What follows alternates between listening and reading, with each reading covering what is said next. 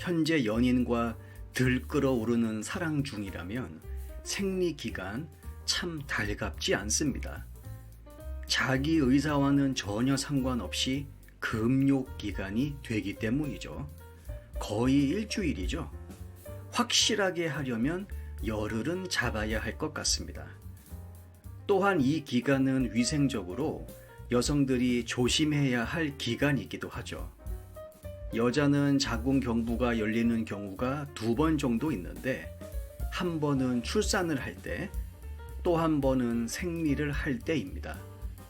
그렇기 때문에 생리 중 관계를 맺게 되면 잘못하면 유해균들이 열린 경부 안으로 침투할 수 있고, 따라서 각종 질병에 노출될 가능성이 올라가죠.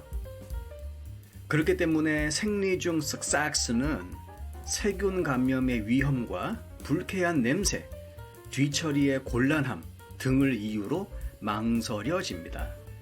그러나 한창 달아오를 만큼 달아올라서 이빨에 낀 고춧가루를 혓바닥으로 빼주는 커플들에게 일주일이 넘는 기간의 금욕 생활은 절에 들어가는 것과 마찬가지죠. 따라서 이들에게 실낱 같은 희망이 되고자 생리 중 섹스의 장점 몇 가지를 이야기해 보겠습니다. 우선 여러 가지 통증을 완화하는 데 도움을 줍니다. 섹스 중 오르가즘을 느끼면 체내에서 엔돌핀과 옥시토신, 도파민 등 통증 완화 호르몬이 분비가 되죠. 이런 호르몬들은 다른 어떤 진통제보다 빠르고 강력한 효과를 발휘합니다. 생리통에도 당연히 효과가 있죠. 주 1회 꾸준한 성관계를 갖는 여성의 경우 불규칙한 생리 주기가 규칙적으로 변한다라는 연구 결과도 있습니다. 그리고 생리 기간 중 여성 호르몬인 에스트로겐 수치를 증가시킨다는 연구도 있죠. 그리고 윤활유가 필요 없습니다. 윤활유가 아니라 윤활제죠. 선천적으로 액 분비가 많지 않거나 질이 메말라서 늘 윤활제를 사용하는 사람들에게는 오히려 생리 중 잭스를 권장하기도 합니다. 많은 사람들이 알고 있는 것과는 다르게 생리 중 분비물은 자궁 내벽의 허물일 뿐 전부 다 피는 아니기 때문이죠. 물론 냄새는 날 수 있습니다. 하지만 그 냄새를 조금만 참는다면 때에 따라서 새로운 자극을 위한 둘만의 이벤트가 될 수도 있겠네요. 그리고 혐오 반응이 낮아집니다. 연구에 따르면 질펀하게 섹스를 즐긴 후에는 생리 중 냄새나 피 색깔이 주는 혐오 반응이 낮아진다고 합니다. 성적 흥분이 의식 내의 혐오감을 낮춰주기 때문이라고 설명하죠. 성접촉 전에는 평상시와는 다른 것들이 눈에 막 들어옵니다. 그러다 보니 망설여지죠. 하지만 일단 후끈 달아오른 후에는 냄새도 색깔도 우리 앞을 가로막질 못합니다. 오직 오르가즘을 느끼는 데만 집중하죠. 여성의 생리와 관련한 고대 여러 문헌을 보게 되면 내용이 조금 그래서 자세한 설명은 안 하겠습니다. 아무튼 생리 현상을 조금 혐오스럽게 바라보는 내용들이 꽤 있는 편입니다.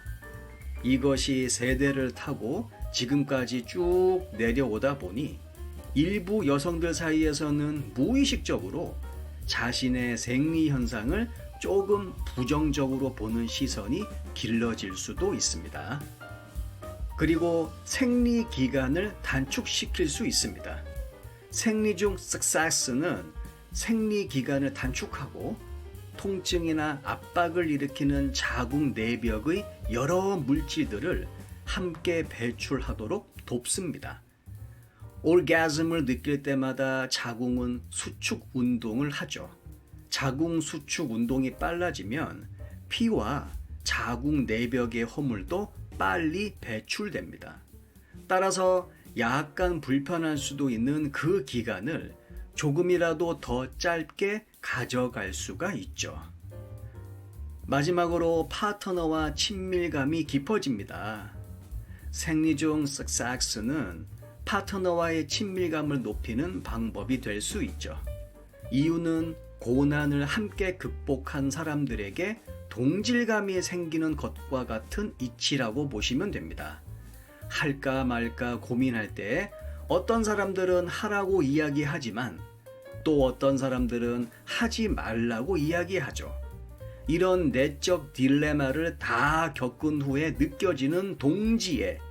이것은 전후의 시체를 넘어 앞으로 전진하면서 여러 난관들을 극복한 후 함께 만끽하게 되는 그 환희 앞에서 금색이라는 단어는 더 이상 우리 세계에 존재하지 않게 되는 것입니다. 이런 장점이 있다고 해서 무조건적으로 권장되는 건 아닙니다. 철저한 개인 위생이 전제가 되지 않는다면 상당히 위험할 수도 있죠. 떡볶이. 아무나 먹는 것은 아니고요. 다른 음식을 먹을 때보다 더 주의를 기울여야 합니다. 긴 영상 끝까지 시청해 주셔서 감사합니다. 다음 영상에서 뵙겠습니다.